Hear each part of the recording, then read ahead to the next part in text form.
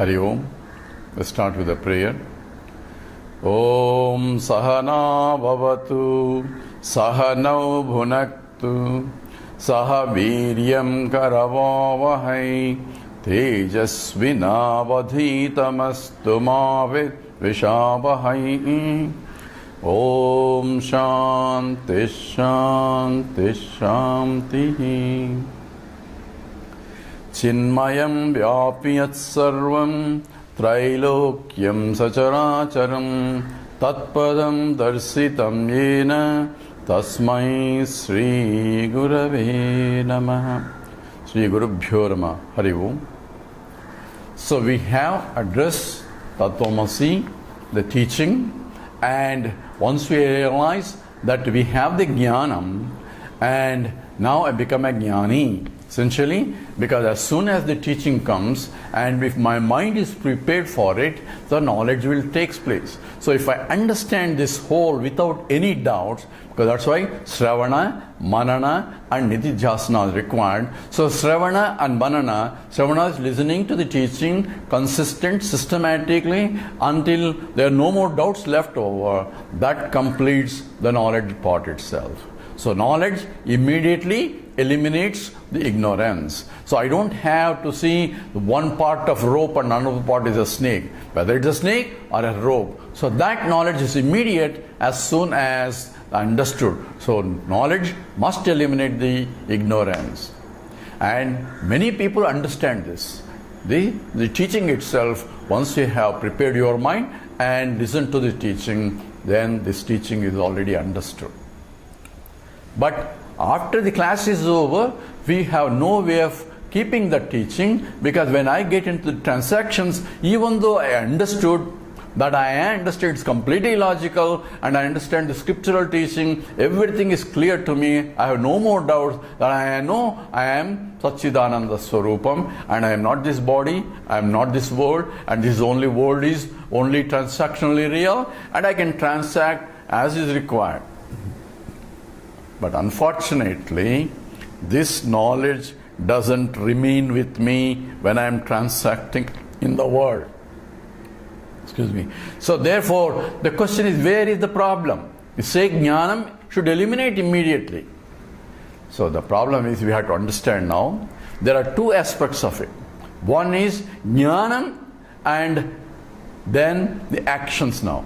So, what was there before is ajnanam. Ajnanam is ignorance. But that it didn't stop with ignorance. Because of the ignorance, I took myself something other than myself. So, I took myself, I am the body, mind, intellect, because I didn't know. So, once I took that I am a body, mind, intellect, I perform the actions. So therefore there is a karma involved. So ajnana is the ignorance is there. Therefore ignorance generated actions are also there, and the vasanas resulting actions, there are vasanas are there. So we understood all this process. So ignorance is there, that is called avarana, and then vikshepa, projection, and in the process I misunderstood, I forgot that I am the Satchidananda, and therefore I am acting all over. So what's the cause of the problem? I forgot that I am the original Satchidananda, and I took myself that I am this and this. Just as when I am sitting in the lazy boy chair in the air-conditioned room after heavy lunch or dinner, and watching a TV and then suddenly movie, I got so involved, I forget myself, I am enjoying sitting in an AC room and identify myself with the hero and heroine in the forest and who are starving and running in the hot, and I am also sweating and crying along with them. So what happened? The identification with those is so intense that I forget my original nature. Now same thing happens. So there is ajnanam, then ajnana janya karma, the ignorance born, these activities that I am involved, and the activities is causing me the implications or the vasanas, and this is going on because of that. So what does jnanam eliminate? Jnanam eliminates only ignorance. So once I understood that that ignorance is removed, but ignorance generated karma still there, vasana still there. That is the problem here. So where is the problem? I understood. So everybody says, I understand everything. So if you ask, have you realized? Nobody will say, I have realized. Where is the problem? Problem is, I am still, when I go in transactional world, after the class is over, same raga dveshas are propelling me because of my past habits. Habitually, I am getting used to that. Therefore, it is that which propels me to act as though I forget my real nature, and I act as though I am only an individual here, and all those problems that come with identification with the individual again coming back, and again the same problem. Once jnanam comes, ajnanam is gone. I will never become any ajnani again, because if it again comes, then there is a birth for ajnanam. That means that ajnanam is always beginningless. Therefore, it cannot again. Says that who have come to my madhama, paramam mama, says that who have come, there is no returning back. That means once I am a jnani, it is there permanently. Where is the problem? Problem is habitual notions that have been accumulated life after life after life, that I am only this body, mind, intellect, that still persists in spite of the knowledge. I saw it was a snake and I was afraid, my blood pressure went away. Now I realize that it is now a rope, but still the blood pressure, all the reactions, physical reactions will continue for some time until I go out of that. In the same way, the previous actions that are the ignorance generated, activities that are there, habits are there. And Swami Dhirananda Ji is from the Chinmaya Mission, Washington. He puts beautifully this one. Habit is, in English at least, H-A-B-I-T. So H-A-B-I-T, even if I remove H, a bit still remains. Even if you remove A, bit still remains. And even if I remove B, it still remains. Only that little I has to completely surrender to the truth T, there only it gets eliminated. So habits die hard. So therefore, what should I do? Say, what is the problem? Because I forgot that I am even though I understood and I know, I am forgetting that knowledge when I am transacting in the world. Scripture understands this problem. It's not your problem, it's not his problem, it's a common problem, because you have entered into the Vedantic study without completely having the qualifications of Chitta Suddhi. Because Chitta Suddhi involves no elimination of all the vasanas, because I am completely pure. But you started, but there is nothing wrong with it, you can, but now this is still remaining problem is still there, that has to be eliminated. So how should I eliminate? Because you forgot that you are the original, even though you know, you forgot that you are Satchidananda Swarupa.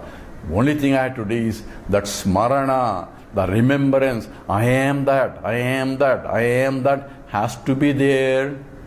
That all the time when I am transacting the memory, that's what you call in the Indian music, it's called Shruti.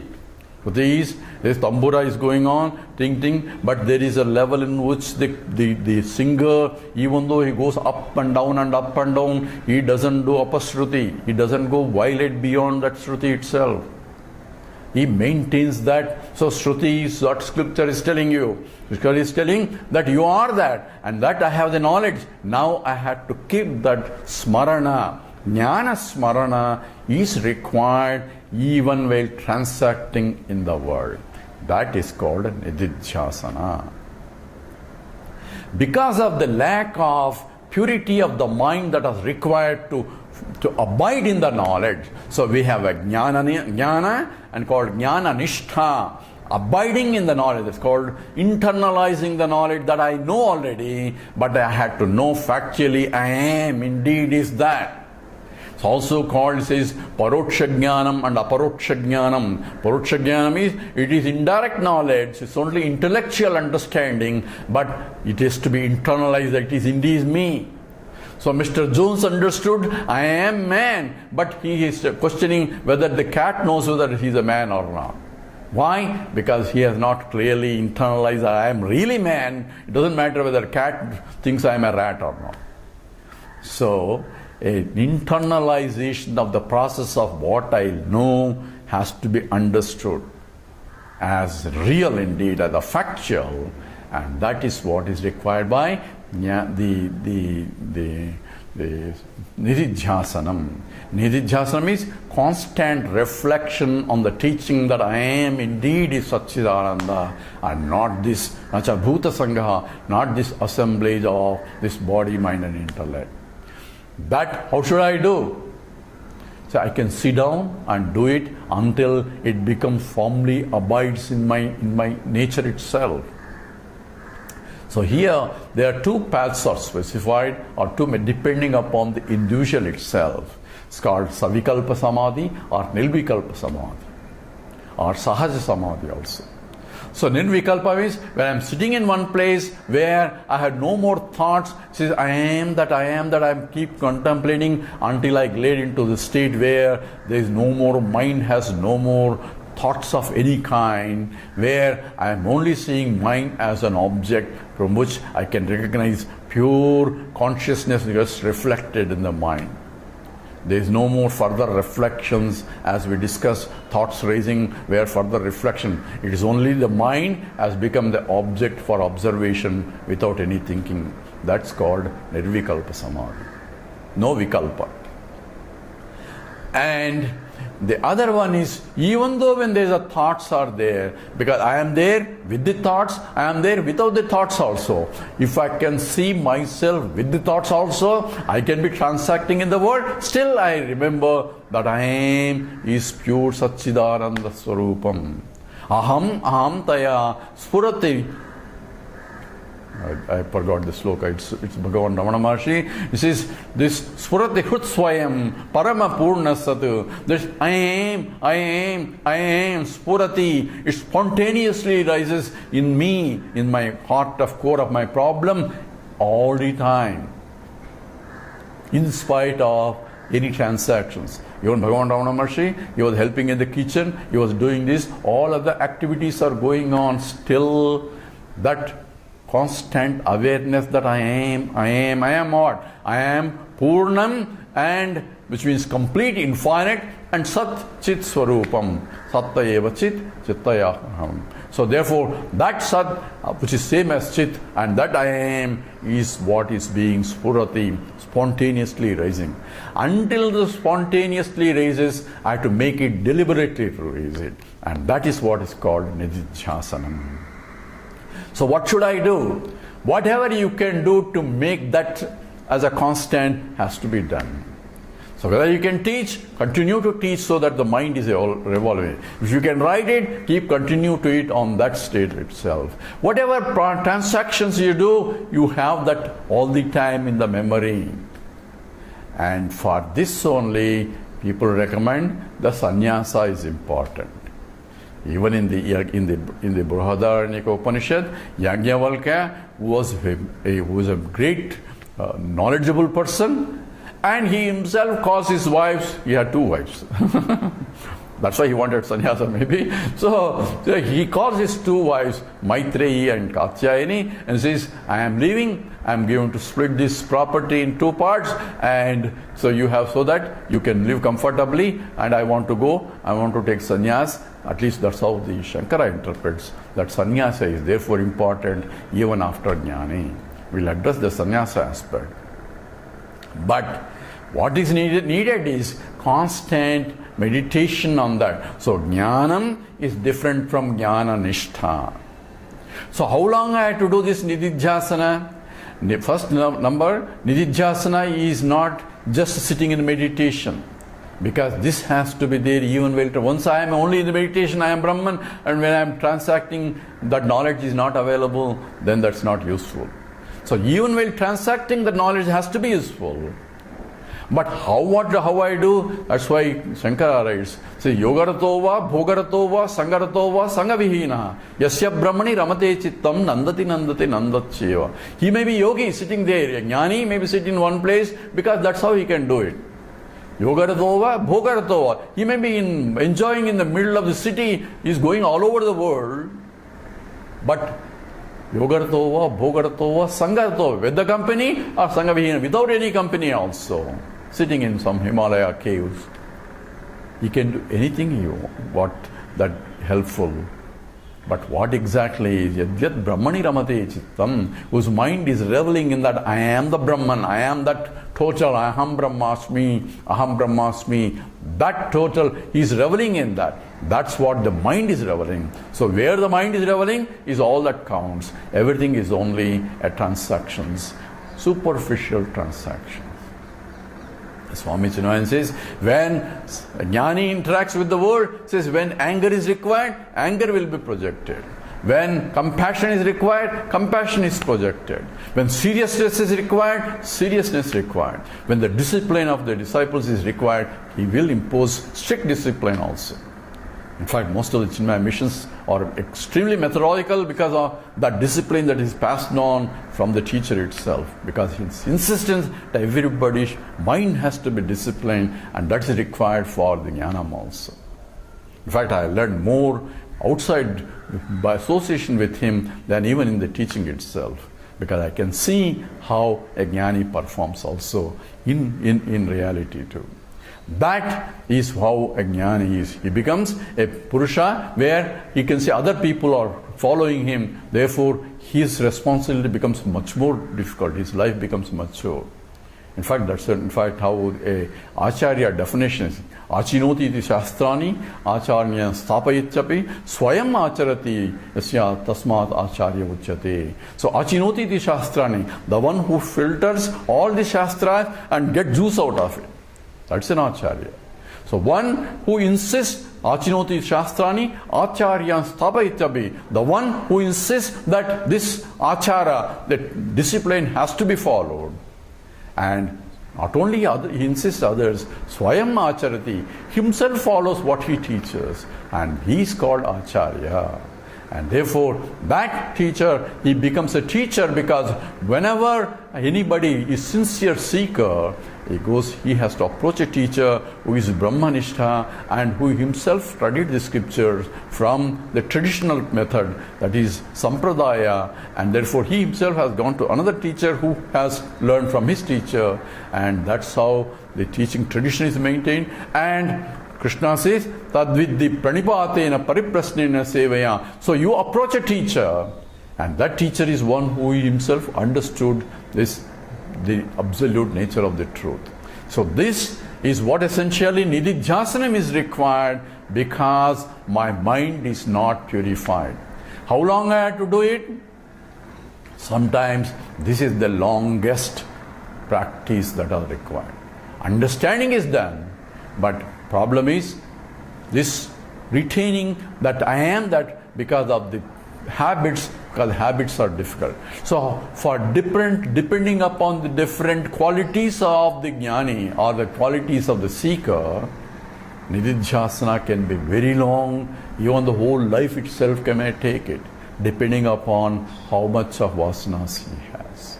So therefore, there are in the scriptures gradations of jnanis, gradations of jivan muktas. These gradations are really not gradations in the jnanam. It's the gradations in terms of purity of the mind itself. And no one knows how pure the other people's mind is. Only the person who has the mind will know. So therefore, we don't go and evaluate this teacher and this teacher. We teach because he knows he has Brahman. So since he has become Brahman, we prostrate to him as though he is the living God in the world. This is Guru Brahma, Guru Vishnu, Guru Devo, Maheshwara. So we know that he is the God incarnate as though he is traveling.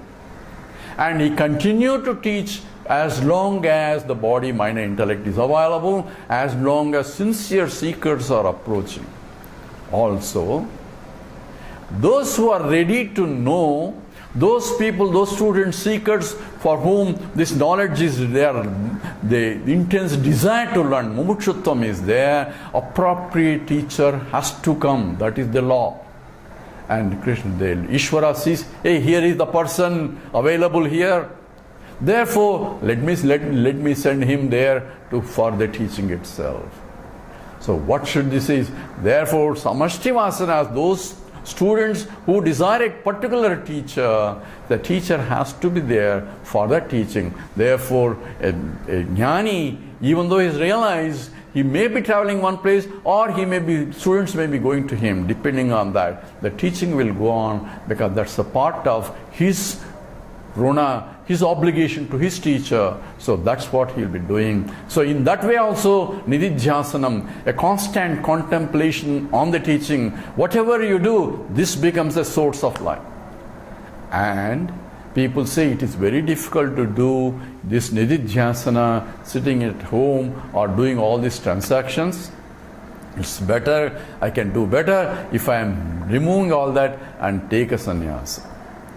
This is one of the peoples. Therefore, only sannyasins will realize, sannyasins will know jnani, not the other jivan muktas, not the grihasthas. These are all misconceptions. We will go into more detail, but we will learn at this time. But what exactly Niddhidhyasana means, at least it is constant memory, smarana of that I am that, I am that, I am that. That should go on until I don't need a smarana, it spontaneously comes. So the importance is essentially practice and continuous vairagya important. That's what Krishna says. Says that which is the constant, the giving up everything. Abhyasa kaunteya vairagyena cha krishnate. Abhyasa and vairagya. Krishna repeats in so many places. These are the two essential entities.